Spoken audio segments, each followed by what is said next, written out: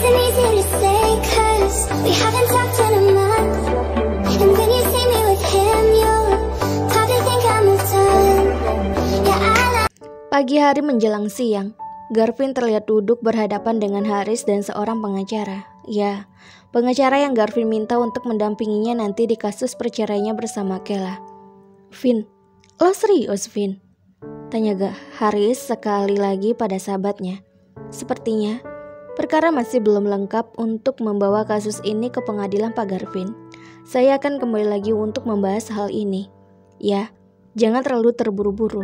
Pak Garvin bisa menenangkan pikirannya dulu untuk bisa mengumpulkan data yang saya minta nanti. Untuk sekarang saya harus tugas dulu di Jaksel, Riz. Oh ya rival, nanti Garvin bakalan hubungin lo, hati-hati lo. Iya, sedari tadi, Garvin hanya diam ketika ia dicecar beberapa pertanyaan oleh rival, seorang pengacara yang tentunya teman Haris. Vin, lo cuma jawab alasan lo bercerai cuma karena Kela yang mau, gitu. Gue gak tahu harus jawab apa. Gue gak berpengalaman sama masalah perceraian. Ya iya sih, gue juga tahu itu mah. Sementara, di sisi lain, Kela tengah ditemani Rifka bertemu seorang pengacara perempuan untuk menangani kasus yang sama, yaitu perceraiannya bersama Garvin. Mbak Kela, jika memang ini hanya karena kesalahpahaman, apakah bisa melakukan mediasi lagi dengan pihak tergugat? Atau misal memang jika ada bukti kalau suami Mbak Kela itu berselingkuh atau mungkin melakukan tindak KDRT. Hal ini bisa menjadi bukti kuat untuk Mbak Kela bisa melakukan perceraian. Jika hanya salah paham, bagaimana saya akan menjawab hakim ketika sidang nanti? Sejenak, Bu Mawar menghela nafasnya dengan sabar menghadapi klien seperti Kela. Kela begitu gugup detik itu. Sementara, Rifka pun merasa tak enak dengan Bu Mawar, pengacara yang ia bawa untuk temannya. Pengacara Mawar melirik arlojinya sejenak.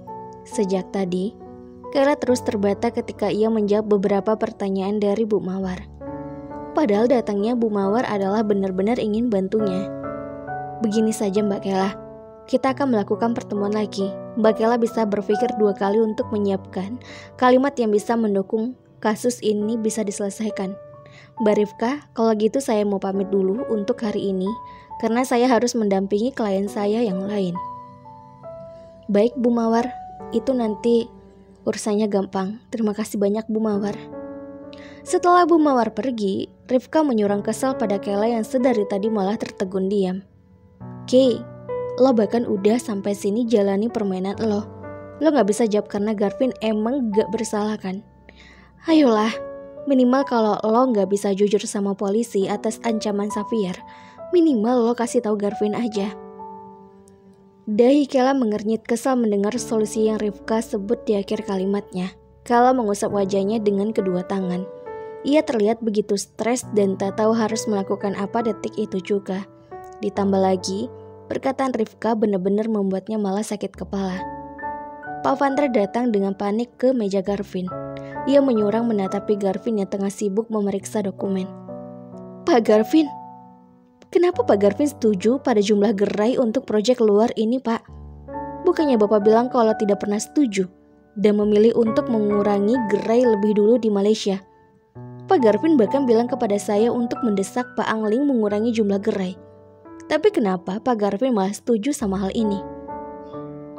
Garvin menyurangkan dahinya sambil terus menatapi dokumen. Ia belum menjawab ucapan panjang lebar Pak Vandra hingga sekretarisnya itu menegur Pak Garvin. Pak Garvin, itu sudah menjadi keputusan saya sebagai direktur MG. Pak CEO pasti tahu mana yang terbaik untuk kemajuan MG. Pak Garvin, ini pasti bisa berdampak buruk bagi MG Pak. Walaupun perusahaan sudah masuk pasar internasional, tapi kita masih kekurangan investor di proyek ini Pak.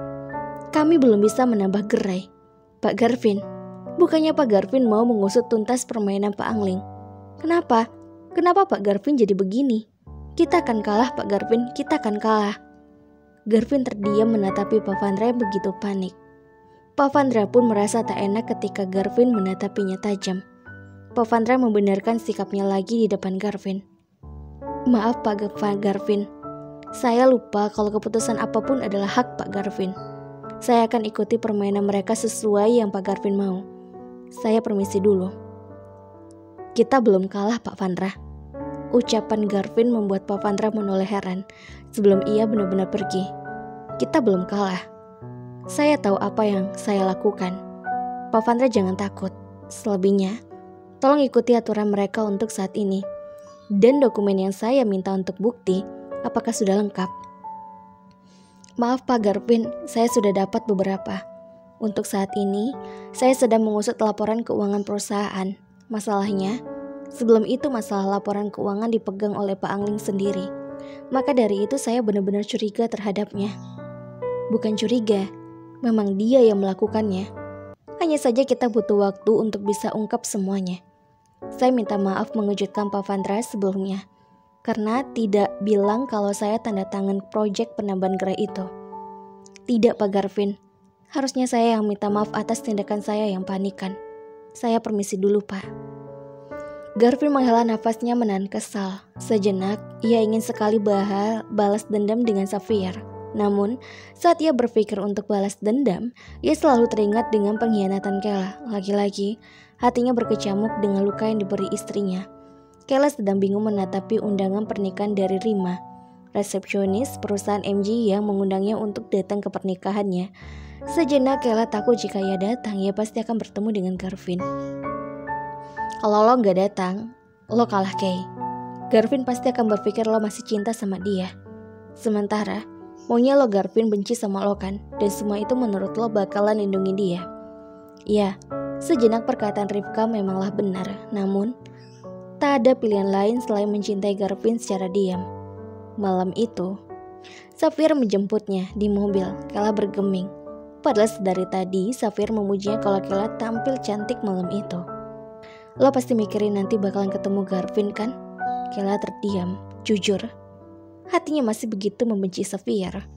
Namun apa daya ketika Xavier terus mengancam hidup suaminya dengan memperalat dirinya untuk bisa menyakiti Garvin. Oke, gue tahu lo benci sama gue, tapi lo gak usah khawatir. Perceraian lo lagi berjalan.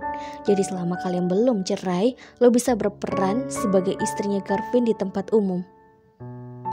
Ucapan Xavier mengejutkan Kayla. Ia menyurang menatapi Xavier dengan kesal. Maunya Pak Xavier apa sih sebenarnya? Saya bahkan sudah ikuti perintah Pak Xavier buat nyakitin Pak Garvin. Sekarang malah suruh saya deketin Pak Garvin. Dia udah membenci saya Pak Xavier. Dan itu semua karena Pak Xavier. Santai Kay, santai. Jangan parnoan. Udah, lo ikutin aja dramanya. Lagi pula, Garvin udah benci lo. Dia paling gak suka dihianati. Pasti sakitnya berlebih-lebihan daripada luka yang Puspa tinggali. Ya, Kayla terkesiap ketika Xavier bahkan membicarakan tentang luka Garvin yang pernah Puspa beri. Dan kini luka itu semakin melebar ketika Kayla mengkhianatinya. Sampai di acara, Kayla berjalan lebih dulu dari Xavier, sengaja berjalan jauh di belakangnya. Di sisi lain, ada kedua mata yang terkejut melihat kehadiran Kayla bahkan setelah perempuan itu mengajukan cerai terhadapnya. Ya, mata Garvin melebar melihat Kayla di sana. Namun, ia malah membuang pandangannya dan beralih untuk menatap hal lain. Kayla terkesiap ketika Garvin tepat ada di depannya. Ia terlihat bercengkrama dengan beberapa orang dan menghiraukannya. Hal itu membuat Kayla menyimpan kesedihannya itu dalam benak. Kayla menghampiri kerumunan di mana ada Garvin dan para karyawannya juga di sana. Pemandangan aneh mulai terlihat dari mata beberapa orang. Bu Kayla, Rini begitu antusias ketika Kayla datang. Kayla tersenyum menghampiri Rini. Ia cipika-cipiki dengan Rini dan memberikannya selamat. Selamat ya Rin, akhirnya nikah juga. Makasih banyak Bu Kayla, saya senang banget Bu Kayla datang. Iya, kenapa tadi Pak Garvin datang duluan dari Ibu? Kayla terkejut ketika Rini bertanya. Oh itu, tadi saya ada masalah sama sepatu, jadi benerin sepatu dulu di mobil. Saya udah dengar berita kalian, tapi saya yakin kalau kalian benar-benar jodoh banget. Itu udah berlalu Rin, semuanya baik-baik aja. Kayla pun menghampiri kerumunan para karyawan. Kayla detik itu dikerumuni karena mereka sangat merindukan kehadiran Kayla di perusahaan. Detik itu, Garvin tak tahu apa yang harus ia lakukan. Matanya memencar dengan kebingungan. Sementara, Xavier hanya menyeringai senyum melihat hal itu. Bu Kayla kemana aja sih? Oh itu, saya punya kesibukan lain jadi saya memutuskan untuk berhenti kerja di MG. Kenapa nggak pamit sama kita? Tanya para karyawan MG detik itu. Itu saya sudah izin sama Pak Garvin sebelumnya. Beberapa mata pun melirik ke arah Garvin dan membuat Garvin canggung karena tatapan mereka. Ya, mereka tahu berita tentang nikah kontrak mereka. Namun berita yang tersebar bahwa Garvin dan Kayla saling mencintai sampai saat ini. Tapi Pak Garvin gak bilang apapun. Pak Garvin, panggil Putri, salah satu karyawan MG yang memang sangat mengagumi sosok Kayla. Garvin merasa kebingungan sendiri. Ia salah tingkah dengan aneh. Itu, saya belum sempat bilang, jawab Garvin begitu gugup. Lantas, kenapa Pak Garvin datang duluan? Kalian juga jauh banget berdirinya. Ucapan para karyawannya membuat Garvin akhirnya merasa tak nyaman jika terus disinggung. Ia pun melangkah mendekati Kayla. Dengan ragu, Garvin mengalungkan tangannya ke pinggang Kayla. Hal itu mengejutkan Kayla. Jantungnya berdegup dengan cepat dan wajahnya serasa begitu takut. Kayla melirik takut Xavier diam-diam di ujung pintu masuk gedung. Slow.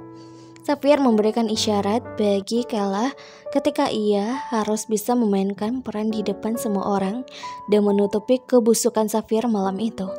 Ia licik sekali tentunya pikiran Xavier. Kayla dan Garvin begitu canggung satu sama lain.